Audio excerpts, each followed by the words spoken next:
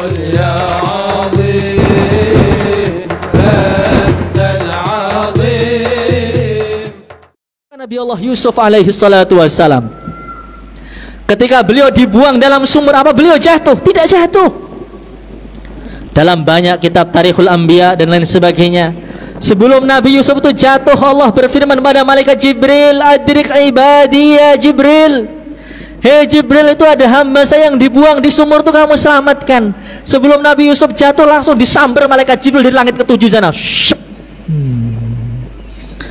Itu air sumur yang gak enak itu Allah rubah sehingga air sumur itu lebih manis daripada madu.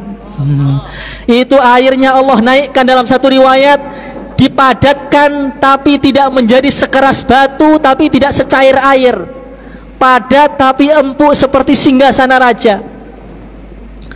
Ketika itu Nabi Yusuf tidak berpakaian, maka oleh malaikat Jibril itu dibuka rajahnya. Jadi Nabi Yusuf itu punya raja. Tahu raja? Jimat. Ini bukan kurofat ini. Jimat itu adalah tabaruk dengan orang-orang soleh, itu pakai jimat itu. Saya juga punya jimat ini. Mahal ini jimat saya ini. Masya Allah. Jimatnya itu apa? Jimatnya itu bajunya Nabi Yakub, warisan Nabi Ishak, warisan Nabi Ibrahim. Yang dulu baju itu dipakai Nabi Ibrahim ketika dibakar dalam api. Ketika Nabi Ibrahim dibakar dalam api, Allah berfirman apa? Qulna ya narukuni bardaw wa salaman ala Ibrahim. Wahai api, jadilah dingin dan keselamatan atas Ibrahim. Yang Allah perintahkan api itu hanya menyelamatkan Nabi Ibrahim, sehingga bajunya Nabi Ibrahim itu terbakar, sehingga tali-talinya terbakar. Maka Allah datangkan baju langsung dari surga, yang baju itu digunakan oleh Nabi Ibrahim, diwariskan Nabi Ishak, diwariskan Nabi Yakub, diwariskan Nabi Yusuf, dilipat-lipat-lipat sampai rapi, dikunci, dijadikan rajahnya Nabi Allah Yusuf alaihi salatu wassalam. Itu namanya tabarruk bisolihin, ngambil berkahnya orang soleh. Itu Nabi Allah Yakub alaihi salatu wassalam tuh matanya buta. Maka Nabi Yusuf mengatakan apa? Idhabu biqamisi hadha fa'alquhu ala wajhi abi ya'ti basira. Wahai saudaraku, ini baju saya, kamu letakkan di wajahnya Nabi Yakub, itu butanya langsung akan sembuh seketika. Maka di museum Turki sana ada orang datang matanya buta. Dia mengatakan, ya Allah, ini di depan saya ada bajunya Rasulullah sallallahu alaihi wasallam. Dulu itu Nabi Yakub berkah bajunya anaknya Nabi Yusuf, itu matanya yang buta langsung melek. Ya Allah, saya ini umat Rasulullah, depan saya ada bajunya Rasulullah, melekkan mata saya. Ya Allah, langsung melek seketika. Itu namanya tabarruk dengan orang-orang soleh. Itu di Temboro ada rambutnya Nabi, ada jenggotnya Nabi, ada sendalnya Nabi. Kalau orang Indonesia kok belum tabarruk dengan bekas-bekasnya Rasulullah sallallahu alaihi wasallam, kalau di akhirat ketemu Nabi kira-kira mau jawab apa nanti? Hadirin yang dimuliakan oleh Allah Subhanahu wa taala, kemarin tuh ada orang Gorontalo, perempuan, datang itu ke Temboro, ke tempat jenggotnya Rasulullah sallallahu alaihi wasallam. Ketika dia datang, dia ngelihat, tiba-tiba nangis langsung pingsan, kelepek-kelepek kayak mau mati gitu. Maka oleh orang-orang diangkat, dibawa ke rumah sakit, langsung dibilang corona. Setelah dituduh corona atau nggak tahu corona beneran itu, langsung dikasih oksigen. Ditunggu 1 jam 2 jam, maghrib itu sadar. Ditanya, Bu, kenapa tadi tiba-tiba langsung jatuh tumbang pingsan, kenapa Bu? Maka dia mengatakan, nak, ketika saya melihat jenggotnya Nabi tadi, Allah tampakkan wajahnya Rasulullah SAW. Itu jantung saya hampir pecah, hampir mati saya, saking tampannya itu. Masya Allah. Kalau pecah betulan ya beruntung aja ngelihat Nabi, daripada ngelihat perempuan tengah-tengah ngelihat jantungnya pecah bagaimana. Hadirin yang dimuliakan oleh Allah Subhanahu wa taala, itu adalah tabaruk dengan orang soleh. Maka Al-Imam As-Subki ketika beliau datang ke pondoknya Imam Nawawi, itu langsung gulung-gulung itu di karpet-karpetnya, diciumi itu tiang-tiangnya, pintu-pintunya dia ciumi. Beliau mengatakan, wa fi daril hadithi latifu ma'nan usalli fi jawanibiha wa awi asani an amassa bi khurri wajhi makanan massahu qadamun Nawawi. Ini saya ciumi pintunya, saya itikaf di sini, saya ciumi karpet-karpetnya, karena ini pondok sudah penuh dengan berkah. Saya berharap wajah saya ini bersentuhan dengan lantai yang dulu pernah diinjak oleh kakinya Imam Nawawi. Jangan kita terpengaruh orang, yang penting amalnya. Tempat gak penting, tempat sangat penting. Siapa bilang tempat gak penting itu? Tempat sangat penting. Maka dulu guru saya Habib Umar Al-Jailani di Mekah, beliau mengatakan ketika Sayyidah Maryam Al-Batul, Nabi Zakaria itu masuk di ruangannya. Ruangannya itu pintunya lapis 7. Maryam itu saking pengen menjaga kesucian dirinya itu, Maryam Al-Batul itu pintunya kamarnya dilapis menjadi 7. Sampai di dalam pintunya masuk 1, 2, 3, 4 kuncinya yang megang langsung Nabi Zakaria. Maka beliau melihat itu, di sana tiba-tiba ada makanan. Anna laki hadza wahai Maryam, dari mana ini Maryam? Qalat huwa min indillah, ini semua dari Allah. Ketika dengar Maryam Al-Batul mengatakan qalat huwa min indillah, apa yang dilakukan Nabi Zakaria? Hunalika da'a Zakaria rabbah, Nabi Zakaria langsung doa, angkat tangan, ya Allah saya minta anak, ya Allah minta anak, ya Allah. Langsung Allah beri anak beliau Nabi Yahya.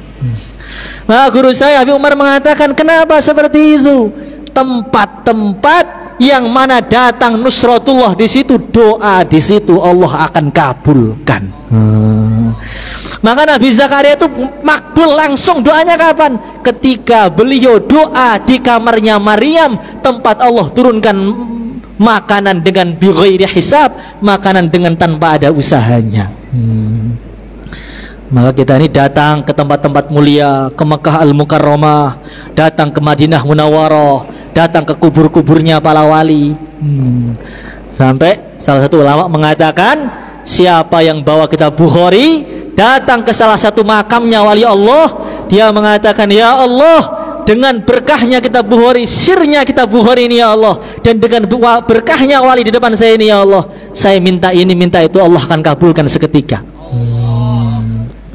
Hadirin yang dimuliakan oleh Allah Subhanahu wa ta'ala, maka jimatnya itu dibuka oleh malaikat Jibril.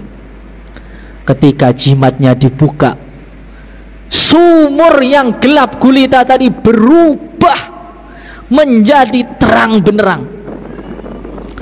Maka beliau minum dari minuman yang lebih manis daripada madu, didatangkan makanan dari surga menggunakan bajunya Nabi Allah Ibrahim alaihissalatu wassalam, temannya malaikat Jibril. Itu sumur lebih terang, itu cahayanya melebihi siang hari.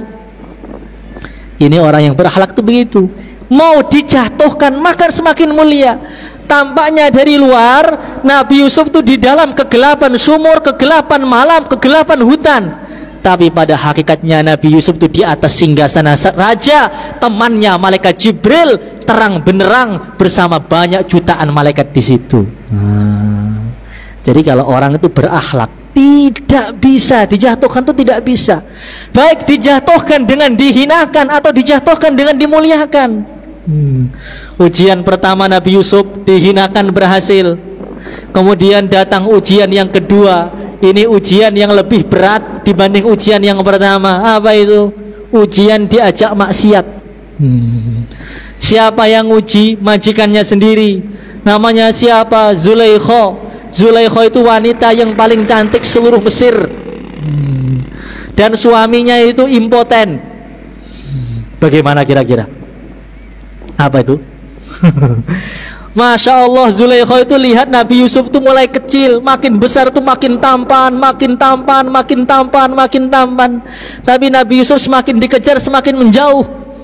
Dan Nabi Yusuf tuh nggak pernah ngelihat Zulaikha dengan pandangan 100% plak, tuh nggak pernah. Ada orang pada hari ini yang tidak pernah seperti itu, ada atau tidak? Masya Allah. Sampai Zulaikha itu loh, perempuan tapi datang itu sudah nggak betah, digombali Nabi Yusuf itu. Wahai Yusuf, kamu itu loh Masya Allah, tampannya itu luar biasa. Saya ngelihat kamu tuh betul-betul leleh saya ini. Nabi Yusuf mengatakan, wahai tuanku, saya tampan nih kalau saya masih ngamalkan agama. Tapi kalau sudah meninggalkan agama, nanti dikubur itu dimakan oleh rayap, dimakan oleh set, dimakan oleh ulat. Maka Zulaikha mengatakan, Yusuf, saya minta satu permintaan pada kamu. Kamu lihat saya ya 1 menit aja, tapi ngelihatnya itu yang pas gitu loh. Kalau kamu belum pernah ngelihat saya, belum tahu hakikatnya saya. Tapi kalau sudah ngelihat saya betul top, kamu pasti akan leleh juga Yusuf ini. Maka Nabi Yusuf mengatakan, wahai tuanku, saya ini nggak mau lihat Tuhan. Saya khawatir kalau ngelihat sekarang mata saya nanti buta pada hari kiamat. Ada laki-laki pada hari ini seperti itu atau tidak? Pak Ustadz, Assalamualaikum. Ayo, bagaimana itu? Waalaikumsalam. Ada yang perlu dibantu? Langsung yang datang bukan Ustadz, tapi 1000 syaitan. Hadirin yang dimuliakan oleh Allah Subhanahu wa ta'ala. Maka Zulaikha itu langsung bikin makar. Inna kaidakunna azim. Allah berfirman, makarnya perempuan itu azim. Azim itu apa? Sangat dahsyat.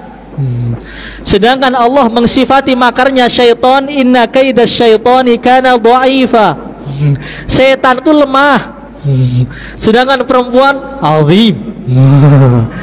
Maka kalau sudah nikah susah ke masjid.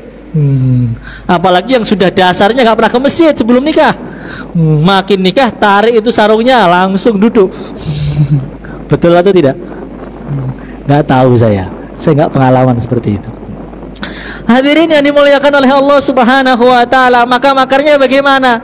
Itu oleh Zulaikha itu pintu-pintunya, tembok-temboknya itu dikasih lukisan wajahnya Zulaikha. Sehingga Nabi Yusuf tuh ngelihat, akhirnya teringat Zulaikha, akhirnya otaknya agak-agak rusak sedikit begitu. Tapi Nabi Yusuf ketika melihat itu langsung dia tundukkan pandangan, kullil mu'minina yaghuddu min absarihim wa yahfadhu furujahum dzalika azka lahum. Nah, ini loh, ada kata apa? Dzalika azka lahum. Katakan kepada orang laki-laki, hendaknya mereka menundukkan wajah pandangan mereka, itu lebih membersihkan hati-hati mereka. Maka dalam satu hadis dikatakan, nadhratun ila mahasinil mar'ah sahmun masmumun min sihami iblis. Faman tarakaha adzaqahullahu halawata ibadatin tasurruh. Pandangan kepada perempuan yang cantik, begitu pula perempuan memandang laki-laki yang tampan, tambah lagi nih. Itu adalah panah-panah beracun dari panah-panahnya iblis.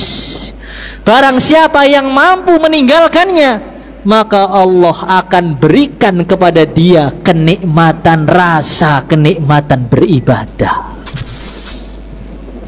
Maka Nabi Yusuf langsung itu tundukkan pandangan. Maka Zulaikha lihat, oh lihat bawah ya. Ganti besoknya itu apa? Bawahnya diganti cermin. Lantainya ganti cermin, plafonnya cermin, itu temboknya cermin. Ngelihat manapun akan kelihatan Zulaikha dari segala arah. Kira-kira bagaimana? Kita melihat satu tempat, ada perempuan di situ, atasnya cermin, bawahnya cermin, temboknya cermin. Kira-kira bagaimana? Alhamdulillahirabbil alamin, Pak. Begitu. Astagfirullah. Pandangan pertama nggak dosa ini. Begitu. Nabi Yusuf langsung melihat apa? Melihat jempol kakinya. Ini dalam istilah sufi ada namanya apa? Nadhir barqadam. Orang jalan melihat jempol kakinya. Kalau bisa diamalkan 40 hari katanya, orang bisa jalan melihat jempol kakinya selama 40 hari, katanya mereka itu langsung jadi wali. Praktekan, insya Allah Pak. Sampai kapan? Sampai keluar situ aja.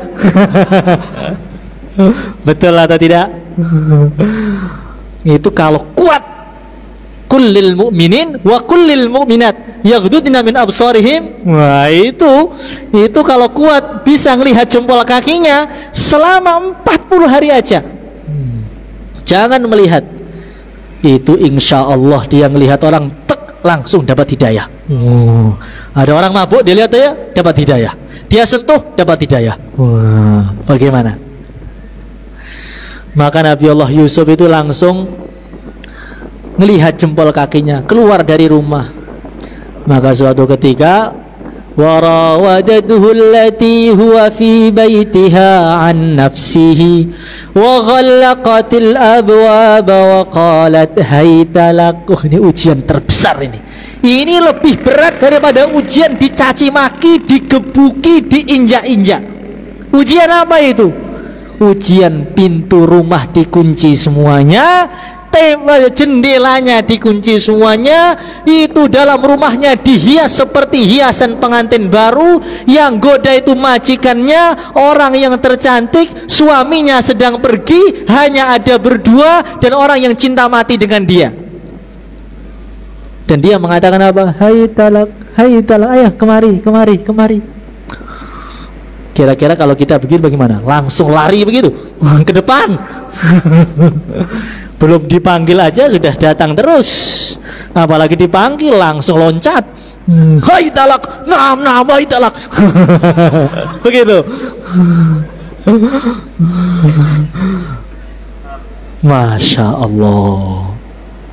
Itu tiba-tiba temboknya berubah, ada tulisannya. Tulisannya apa? Wala taqrabuz zina innahu kana fahishatan wa sa'a sabila. Wahai Yusuf, jangan kamu dekati, itu bahaya. Tiba-tiba malaikat Jibril datang mengatakan, Yusuf, nama kamu sudah saya lihat di diwan, di tempat-tempatnya orang-orang mulia. Jangan saya perbuatan kamu menjadi perbuatan orang fasik. Nama kamu tuh Ustadz, paham? Jangan sampai Ustadz itu nongkrong di pinggir jalan. Ini tambahan. Otaknya sudah penuh dengan Quran, jangan sampai dikotori dengan yang haram-haram. Betul atau tidak? Itu kira-kira ada Quran dalam dadanya. Kemudian dimasukkan potret-potret laki-laki yang tidak mahram, perempuan yang tidak mahram, itu kira-kira mengotori Quran atau membersihkan Quran? Mulutnya sudah baca Al-Quran selama 1 tahun, sekarang digunakan untuk gunjing orang, kira-kira itu dosa atau kabair? Hadirin yang dimuliakan oleh Allah Subhanahu wa ta'ala, tiba-tiba datang tuh gurunya beliau, namanya Nabi Yakub. Dipukul itu dadanya Nabi Yusuf tuh. Dang! Ketika dipukul langsung terbelalak beliau itu. Yusuf! Itu doang, Yusuf! Terbelalak langsung. Ma'adallah, innahu rabbi ahsana mathwai, innahu la yuflihudz zalimun. Orang yang berakhlak ini ya tidak bisa jatuh walaupun godaannya begitu nikmat sekali. Maka kata para ulama, pelajarannya, termasuk pelajarannya itu apa? Orang itu dalam hidup harus punya guru. Nanti gurunya itu ketika kita mau maksiat, tiba-tiba datang itu gurunya, Kang, kamu itu sudah kubro, punya kiai, Masya Allah, selama setahun digembleng terus ngaji, masa pulangnya perbuatannya mirip tukang becak sih? Astagfirullahaladzim. Masa saya mau ngecewakan kiai saya yang ngajari saya selama 1 tahun untuk maksiat? Nah, jadi kalau orang itu punya guru, ketika dia itu mau maksiat, dia ingat. Tapi kalau hatinya sudah buruk, dia chattingan dengan perempuan, tapi wallpapernya gurunya. Masya Allah, ini namanya sempurna ini. Wallpapernya gambar kiainya, tapi yang dilihat adalah orang-orang yang tidak muhrimnya, mahrumnya. Itu sempurna, itu luar biasa. Imannya itu tembus tembus kemana itu, saya sampai bingung menganalisa itu. Hadirin yang dimuliakan oleh Allah Subhanahu wa taala. Maknanya bagaimana? Ada ujian itu yang menyenangkan, mencaci, ada ujian itu yang memuji. Ada ujian tuh apa kamu? Apa kamu? Ada ujian, Masya Allah Ustadz, Masya Allah luar biasa. Tapi kalau orang berakhlak tidak akan jatuh ketika dihinakan dan tidak akan tumbang ketika dia dipuji.